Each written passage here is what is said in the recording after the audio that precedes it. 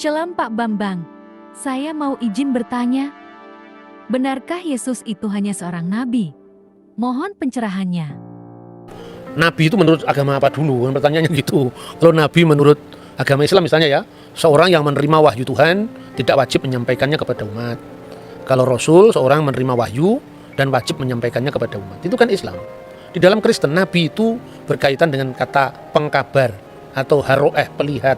Jadi nabi itu sesuatu yang memiliki nubuat untuk masa depan yang belum terjadi. Makanya disebut dalam bahasa Yunani prophetes. Jadi dalam iman Yahudi dan iman Kristen definisinya beda. Nah, makanya Yesus itu hanya nabi. Kenapa disebut Tuhan? Pertanyaan harus diurai dulu makna nabi itu apa, ya toh? Tidak boleh kita kemudian memaksakan definisi kita kepada orang lain. Nah, ketika saudara muslim mengatakan bahwa Isa itu Rasulullah, Musa itu Rasulullah, tiba-tiba lihat Paulus Rasul, ini Rasul palsu ini. Istilahnya sama tapi pemaknaannya beda. Dalam ajaran Yahudi dan Kristen itu Musa tidak pernah disebut Rasul, tetapi Nabi. Gitu. Abraham disebut Nabi, tetapi tidak pernah disebut Rasul. Rasul itu bahasa Ibrani saliyah, bahasa Aramnya salika, artinya utusan, kongregasi. Dan Yesus disebut Rasul juga dalam Ibrani pasal 3 ayat 1, tapi maknanya Rasul di situ adalah utusan Tuhan dalam sakramen penebusan dosa. Seperti imam besar dulu adalah utusan Tuhan yang mewakili 12 suku Israel. Diasisteni oleh 70 tua-tua kan itu kan. Maka pola ini persis diteruskan oleh perjanjian baru. Yesus adalah imam besar perjanjian baru, makanya dia disebut Rasul, mewakili 12 suku, sekarang dirohanikan. 12 suku itu sekarang adalah gereja, ya. 70 murid tapi bilangannya tetap sama, ada imam besar, ada 12 murid, ada 70 murid. Itu kan gambaran Yudaisme tentang imam besar yang menjadi utusan mewakili 12 suku, biasanya imam Lewi kan. Kemudian ada 70 tua-tua, ya, itu yang tercatat di sana. Itu jadi Yesus itu nabi juga, tapi nabi dalam makna yang berbeda dengan nabi Islam gitu loh. Dan nabi tidak dipertentangkan dengan ketuhanannya, karena jabatan imam besar itu ada jabatan Mesias atau sang Mesias itu imam, nabi, raja. Ini. Jadi Mesias itu raja, Mesias itu nabi, Mesias itu imam, itu dalam iman kita. Kalau soal Tuhan, kita kalau menyanyi di gereja-gereja karismatik, gereja-gereja Pentakosta itu kan Yesus Tuhan dan Allah kami itu kan. Jadi dalam hal ini Yesus adalah God sekaligus Lord. Saksi Yehova percaya Yesus itu Lord, Tuhan, tapi nggak percaya Yesus itu God.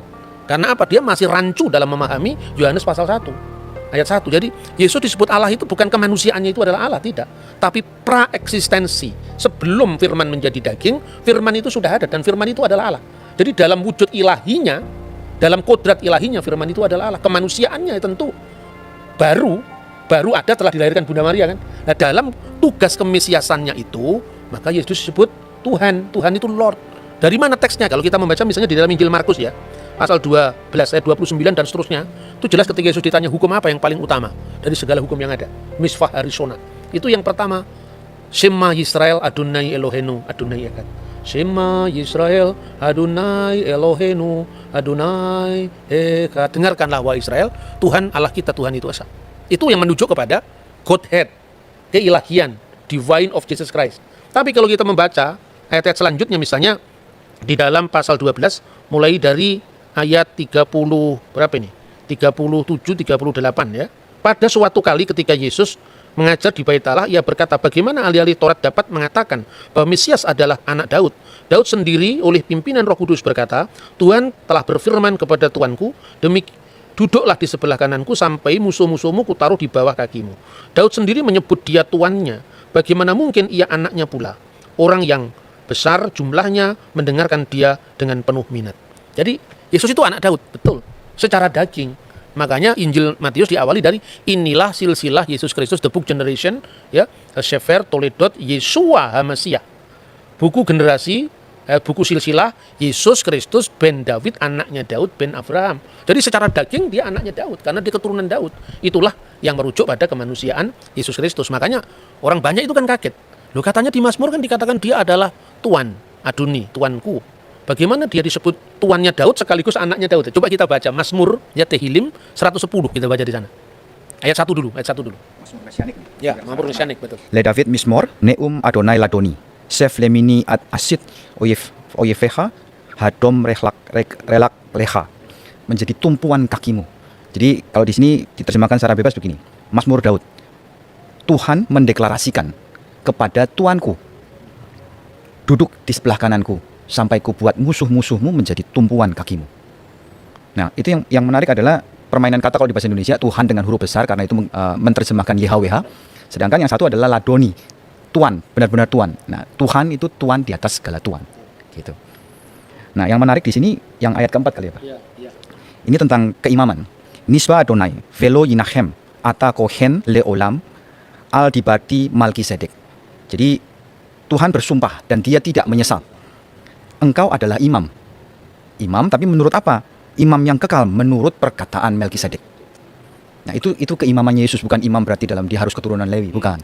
Tapi dia adalah imam menurut Melkisedek. Makanya tadi disebut ada 3 matra atau 3 aspek dalam gelar Mesias, yaitu raja pertama ya.